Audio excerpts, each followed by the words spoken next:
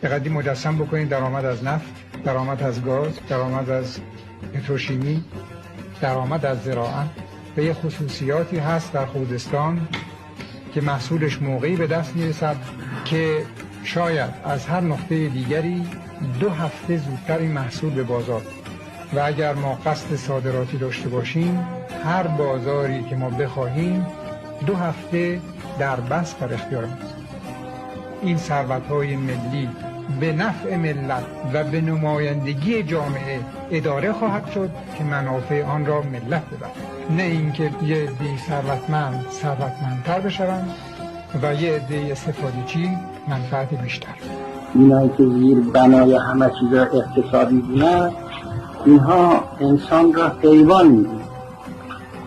حیوان هم همه چیزش صدای اقتصادشه، زیر بنای همه چیزش، اولاق هم زیر بنای همه چیزش اقتصادشه. و اما از یه اقتصاد ما یه ملتی هستیم که به این گرسنگی خوردن ها عادت کردیم. ما همون جو و گندمی که خودمون در مملکت خودمون کشت میکنیم اقتصاد میکنیم و برای خودمون همون مقدار کافی است. ما در هر هفته 1 روز گوشت میخوریم. گوشت خوردن خیلی چیز خوبی هم نیست.